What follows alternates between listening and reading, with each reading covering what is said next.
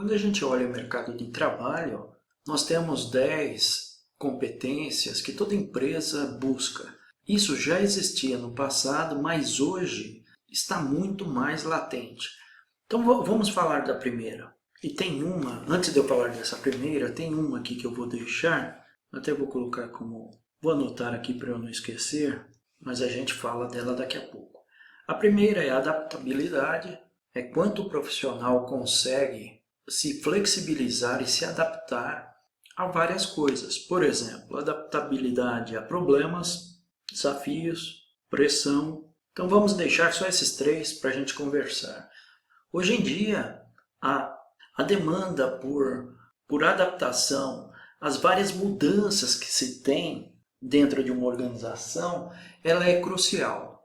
Por quê? Porque as empresas, elas trabalham assim, ó. A grande maioria das empresas, tá? Mas há exceções. Mas normalmente é assim, né? Tem momentos diferentes que a empresa passa. Tem momentos aqui, mas tem momentos também que a empresa não vai bem, que algo está acontecendo, desde problemas com clientes até perda de mercado, enfim. Tem uma série de desafios que toda empresa enfrenta e ela precisa disso que a gente está falando. Precisa de profissionais que se adaptem bem aos inúmeros problemas que acontecem, a desafios, a pressão e a mudanças constantes. Quando a gente fala de mudanças constantes, antigamente nós não víamos tantas mudanças quanto as que a gente está vendo hoje, por uma questão de tecnologia, por uma questão de diferentes clientes, de diferentes consumos. Então a adaptabilidade é chave para ajudar as empresas. E quando eu falo em adaptabilidade, eu estou falando também de proatividade. Proatividade, tinha um chefe meu que falava assim, ó, o passarinho que espera muito, espera pedra. O que ele queria falar com isso? O nome dele era Jim. O Jim queria falar o seguinte, ó, Marcelo, tem que estar à frente do que está acontecendo, tem que se antecipar aos problemas, se antecipar com soluções, assegurar que você está atendendo bem o cliente e, uma vez que você esteja atendendo muito bem o cliente, como é que você pode superar o que ele espera.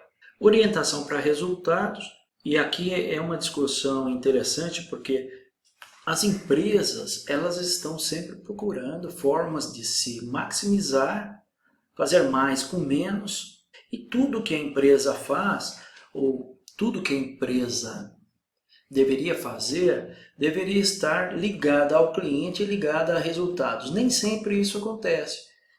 Então é por isso que as empresas querem profissionais antenados com o que dá efetivamente resultado para a empresa. Eu costumo falar que, e eu falava quando era gerente em empresa privada, empresa não é instituição de caridade, empresa é para gerar resultados.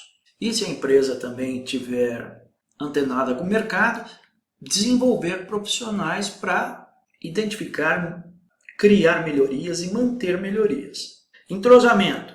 Não adianta saber muito, não adianta ter muito tempo de casa, não adianta ter uma formação exemplar e falar 4 ou 5 idiomas se você não tem entrosamento. Entrosamento, leia-se networking.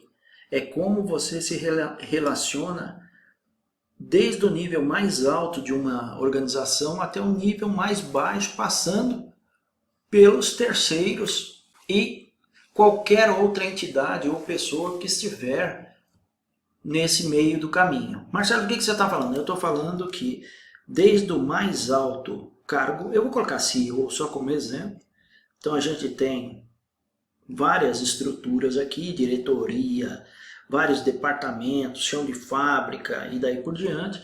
Você tem também, a gente costuma brincar muito, né, porque há muitos anos já que eu sou terceiro, nós somos uma empresa de consultoria e treinamento, e quando eu era efetivo, a gente falava que terceiro era sub-raça, né?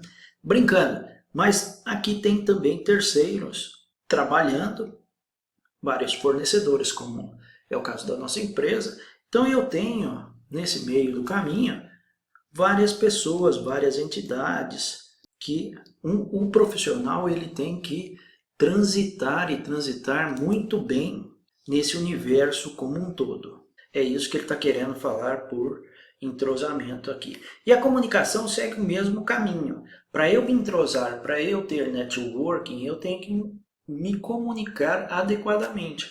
Marcelo, o jeito que eu me comunico com um nível sênior da organização, como um CEO ou os diretores, é igual como eu me comunico com o chão de fábrica? Não. São entidades diferentes e são tratamentos diferentes. Marcelo, você está querendo falar para mim então que eu tenho que me adaptar à audiência e calibrar minha comunicação? É exatamente isso.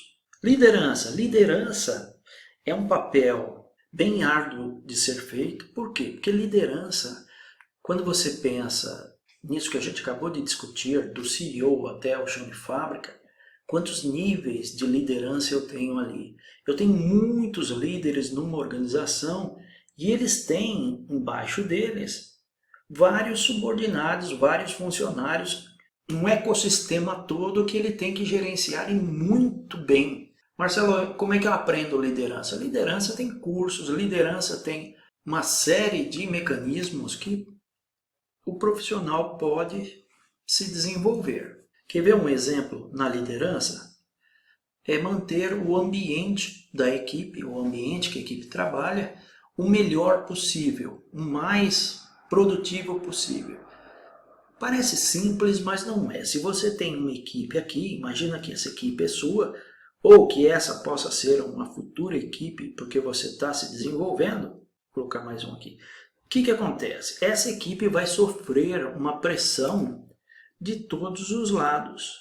Pressão externa, pressão de outros setores, de outras pessoas, pressão por entrega de resultado, pressão por não entrega de resultado, pressão por desenvolvimento. Só que, além de tudo isso, eles têm que conviver internamente com algo que se chama relações interpessoais. Significa que dentro aqui, né, desse universo, eles têm toda uma mecânica entre eles, que isso pode ser muito bom ou isso pode ser muito ruim. Quem é que tem que olhar tudo isso e garantir que essa mecânica está funcionando adequadamente? O líder. Marcelo, mas eu como líder, isso é importante no mercado? É vital, porque se isso aqui desandar, isso que eu estou pintando de amarelo, a equipe desmorona, a eficiência e produtividade da equipe vai ladeira abaixo e o líder vai ficar a ver navios. Resolução de problemas, eu nem tirei aqui para a gente conversar. Resolução de problemas, olhando o mercado de trabalho hoje, o profissional tem que saber resolver problemas de uma forma efetiva. Por quê? Porque tem problemas que são cíclicos. Eu tenho um problema que ele funciona assim. Ó. Várias empresas enfrentam isso. Eu tenho um problema aqui, aí eu faço dezenas de ações, ele roda, roda, roda e volta para cá de novo. Por quê? Porque eu não achei a causa raiz. Marcelo, parece simples isso, não é. Então esse desenvolvimento, essa preparação é vital para quem procura um mercado de trabalho hoje. Marcelo, o que eu posso fazer para desenvolver a resolução de problemas? Tem vários cursos para isso. Cursos de Green Belt, Yellow Belt, Black Belt, cursos de análise de causa raiz, Ishikawa e daí por diante. Aprendizado contínuo também. Então, antigamente você entrava numa fábrica, você não tinha muito desenvolvimento. Era muito comum ficar parado no tempo e no espaço e continuar na empresa por muito tempo. Hoje não. Hoje, o que se espera do profissional é que ele se desenvolva continuamente. Marcelo, mas tem a contrapartida da empresa. Eu vou falar de um modo diferente. Pode ter a contrapartida da empresa. Por que eu estou falando isso? Porque nem todas as empresas têm um programa de desenvolvimento do profissional. Marcelo, quer dizer que nesses casos eu tenho que eu mesmo me desenvolver? É. Se você estiver numa empresa que tenha esse critério de planejar desenvolvimento, treinamento, você tem que tirar ao máximo, senão você como profissional tem que se preparar com cursos, com aprendizado, com formação para dar o seu melhor. Empatia está muito ligado com comunicação e entrosamento. Você tem que se colocar no lugar dos outros. Quando a gente montou aqui a história do CEO, né, e olhando toda a estrutura, eu faço até questão de colocar de novo, e o chão de fábrica, que eu vou colocar como CF, você tem que ser uma pessoa, um profissional que se coloque no lugar dos outros, até para discutir problemas. Marcelo, dá um exemplo. Vou dar um exemplo para vocês. Ó. Imagina que eu tenho aqui um setor e aqui outro setor. Um é fornecedor do outro. Eu vou colocar o A e o B só para a gente conversar. Mas você imagina. E esse setor aqui, esse departamento, está tendo muito problema, não está conseguindo fazer a entrega para o setor B. Como é que você vai conversar com essa pessoa aqui, ou com as pessoas de qualidade, ou com a gerência, ou com o pessoal de operação, produção? Você tem que tomar todo o cuidado do mundo, porque os nervos vão estar à flor da pele. Então tenha empatia, se coloque no lugar do outro antes de falar qualquer palavra. Resiliência é você dobrar, mas não quebrar. Então antigamente eu até brincava aqui, falava, você tem que ser igual um bambu, né? Verga, mas não quebra. Mas hoje as empresas estão pedindo muito mais que isso. Você tem que ser um material composto aí, que não quebra de jeito nenhum, mas flexível para se moldar às pressões e a tudo que acontece no ambiente organizacional. Marcelo, e a milha extra? Milha extra eu vou falar de um dos melhores chefes que eu já tive. Na verdade eu vou usar a palavra certa. O melhor líder que eu já tive, o Jim. Milha extra significa o seguinte: se você já é um profissional que faz esse trabalho, a milha extra é você fazer algo que não esteja sendo esperado. Aí eu vou citar o exemplo que ele falou para nós.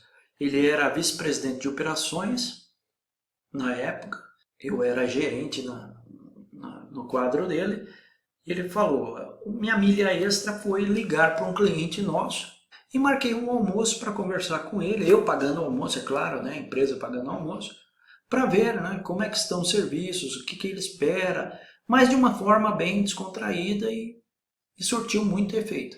Isso é milha extra, é fazer algo além do que se espera. Então espero ter contribuído nessa visão de competências profissionais. Te vejo no próximo vídeo, um forte abraço.